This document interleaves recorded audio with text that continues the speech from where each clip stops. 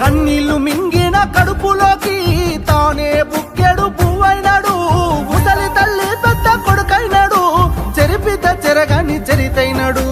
పోరాటమన్నది తల్లి పోరాటమన్నది కొత్తగాదేమో. తల్లి లచ్చువమ్మ బాపు ఆరాట పడుతుంటే రాష్ట్రమేదేనా. తల్లి లచ్చువమ్మ గులాబీ జెండా ఎత్తుకుంటామో.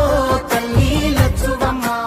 రైతులకు రావాల్సినటువంటి ఏ విషయంలో కూడా పూర్తి నిర్లక్ష్యంతో ఈ ప్రభుత్వం వివరిస్తున్నది కాబట్టి తక్షణమే ఈ రైతులకు ఇవ్వాల్సినటువంటి సాగునీటిని అందించడానికి ప్రభుత్వం స్పందించాలని చెప్పి డిమాండ్ చేస్తున్నాం.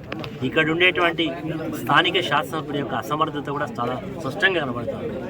నేను గతంలో కూడా శాసనసభ్యుడిగా ఉన్నప్పుడు ఈ పరిస్థితి వచ్చినప్పుడు నేనే ఎవరికి అవకాశం ఇవ్వకుండా ఆనాడు అధికార పక్షంలో ఉన్నా వచ్చి మరి ఆ రోజు జిల్లా పరిషత్ చైర్మన్ గారు నేను ఇద్దరం కూడా వచ్చి పంపులను ఆఫ్ చేయడం జరిగింది.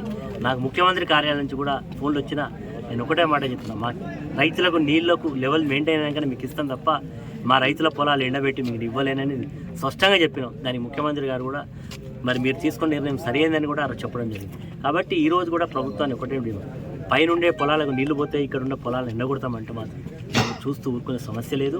ఇది తక్షణమే ప్రభుత్వం స్పందించాలని చెప్పి డిమాండ్ చేస్తున్నాం. ఈ రకంగా ప్రభుత్వం వివరించి పంట పొలాలు ఎండగొడితే మాత్రం ఎకరాన 50,000 రూపాయల నష్టపరిహారం ప్రభుత్వం బేషరతు కాకపోతే మాత్రం ఖచ్చితంగా ఈ ప్రభుత్వానికి మూల్యం తెలుసుకునే పరిస్థితి. ఇప్పుడే మేము ఇక్కడ దీక్ష చేసి ఈఎన్సీ గారితో సిఈ గారితో మాట్లాడినాం. జిల్లా ఇన్ఛార్జ్ మంత్రి కూడా మాట్లాడే ప్రయత్నం చేసినాం.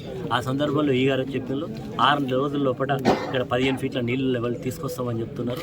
ఒకవేళ కనుక 15 ఫీట్లు రాకుండా ఇక్కడ పంట పొలాలను ఎండగొడితే మాత్రం మళ్ళీ 5-6 రోజుల తర్వాత వచ్చి మరి అవసరమైతే మళ్ళీ ఒక రైతుల పక్షాన ఏ ఉద్యమానికి సిద్ధంగా ఉంటాం.